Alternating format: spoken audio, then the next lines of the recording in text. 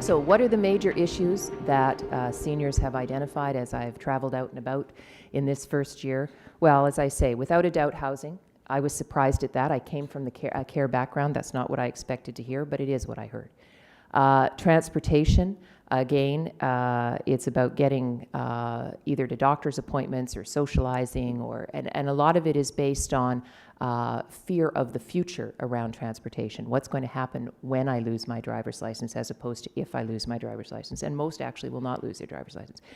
Fragmentation of services, this actually crossed all income boundaries, which is we do have a complicated system out there in home and community care. We know it. We come from the system.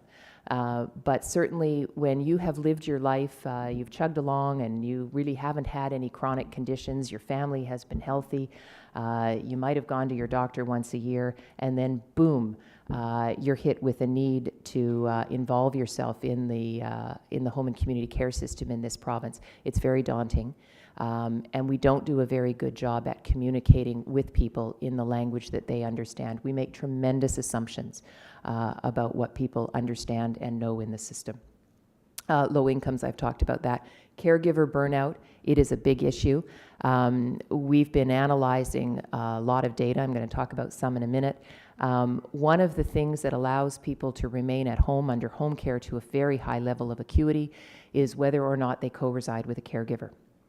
And interestingly enough, just a little over half of the co-residing caregivers are spouses. The other 45% of caregivers would be a son or a daughter. And so we need to bring relief to these folks, and we, it's easy to talk about, we're going to have a brochure and have a website and a support group for you, and that's all great and lovely, but those of us who've worked in home care that know what caregivers want is relief from the person they are providing the care for. And that's first and foremost. And it's not rocket science how we do that. We give respite shifts in the home support program. We give day programs for people to be able to go and get blocks of relief during the day. And we provide respite facilities, beds in either in long-term care facilities, or we've got some, certainly over on the island, some respite-only facilities. We call it the Respite Hotel. But we are really going to have to address this issue, because when we look at the data, if we don't find a way to give support to the caregiver, when you look at who's going to come up, if there is no caregiver for them, they cannot reside at home. There is a point at which you cannot reside at home without a co-residing caregiver. And that's going to put more pressure on the assisted living and residential care system. The multicultural and the LGBTQ community, this is an emerging issue as our population has changed over the years and as that population ages. And the fundamental issue here is the respect for individual cultures, preferences, religions, all of those things coming together, that we have to learn to provide an environment in our facilities and through our caregivers who come into the home that respects that. A big part of that is around training. The staff component is actually easier to fix. The more difficult one for any of us who've worked in residential care, as most everybody out here has, is the community of fellow residents. That's a trickier one to try and bring this level of tolerance and acceptance to. But we're going to have to figure out how to do it. And I have hope that this is actually a short-term problem, and that as future cohorts age and go through the system and have grown up in a more tolerant society, it will become less of an issue. But it is going to be an issue certainly for the current age cohort and probably one more cohort that we go through. And then finally, ageism. If there is one universal sentiment amongst seniors, because I talk about how seniors are all very different and very unique, just as we are when we're younger. But if there's one common theme, whether you're rich, whether you're poor, whether you live in Puskapay, whether you live in the West End of Vancouver, whether you're Asian, whether you're Scottish, whatever, is ageism. And it's the fundamental message: I know what I want. And just because it's not what you think I should have doesn't mean I don't deserve it.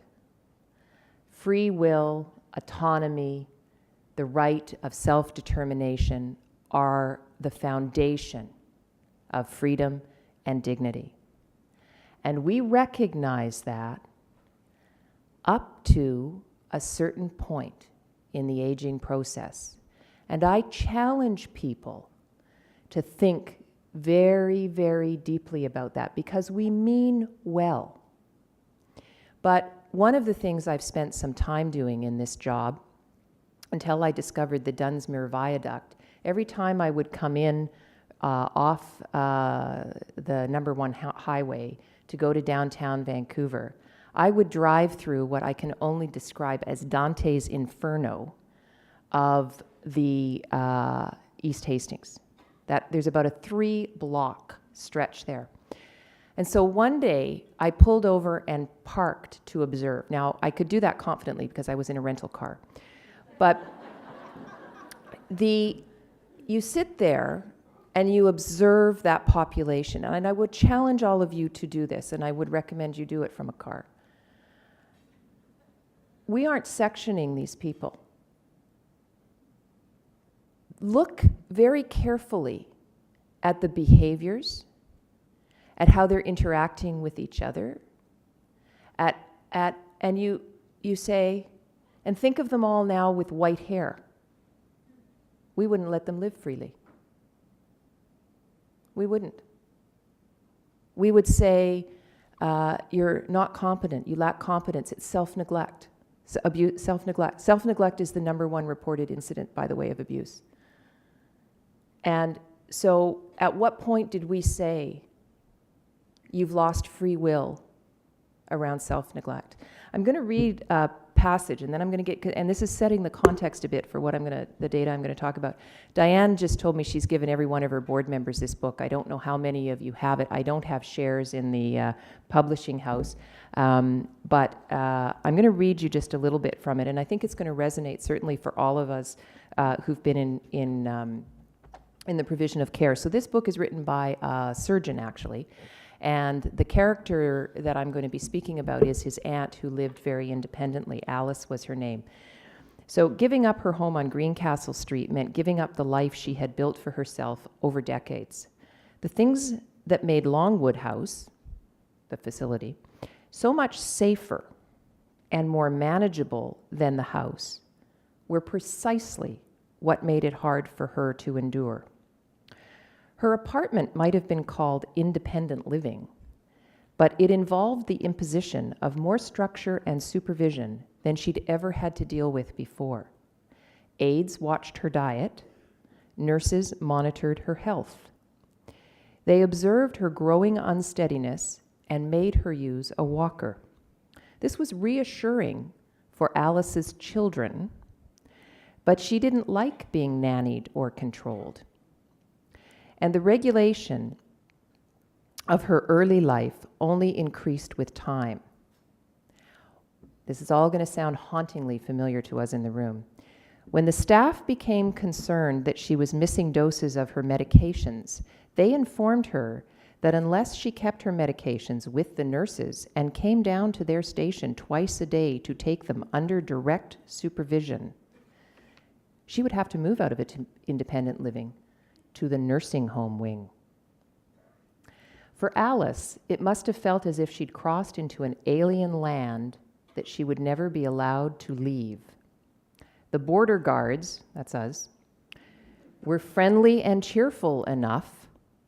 They promised her a nice place to live where she would be well taken care of, but she didn't want anybody to take care of her. She just wanted to live a life of her own. And those cheerful border guards had taken her keys and her passport. With her home went her control. And we've all met Alice's in our careers, and we all mean well. And we are going to have to come to grips with this fundamental question. What point do we say it's okay And at what point do we say, no, it's not okay? There is a line. We're naive to say there is no line. There is a line. And as society, we have an obligation to take care of those who lack the competence to be able to take care of themselves. But in the absence of that lack of competence, they are free to make the decisions that they want to make. I talk about how if your son or daughter came home and said, I'm going to climb Mount Everest, which, by the way, is an incredibly dangerous thing to do, you wouldn't trot them down for a competency test. You would celebrate, I guarantee, when the picture came of them at the summit, you'd frame it and put a light over it in the family room. But when we go into the homes, and I come more from home care, when we go into homes of seniors and we see stacks of papers up to here, and we see, gosh, this isn't looking that clean, and we open the fridge door and the fruit is rotting, this just will not do. You cannot, you've got stairs. Do you understand that you're going to fall down these stairs? And then when you fall down these stairs, you're going to die. Because you're going to go to the hospital, and there's all these infections, and you're never going to come out of the hospital, and on and on and on and on we go. And we mean well. We want them safe. But what if that's not what they want? They've lived their lives. The irony is, seniors are making their decision in a fullness of knowledge and experience that we, the people who know better, actually don't have. We have no idea what it's like to be 85. Maybe somebody out there does. Maybe there's somebody 85 out there. I have no idea what it's like to be 85. So I've got to be very careful about projecting what it's going to be like to be 85. I also caution, I have a number of friends and colleagues, and they all say, who haven't worked quite so much in home care, and they're all this, just set me out to sea. I'm going to have none of this. The minute I can't be fully functional, I want... And I think, don't be so sure. You don't know what you're going to be like when you're 85 and what you're going to be thinking and what's going to become acceptable in the world around you. But we really do need to do a better job of that.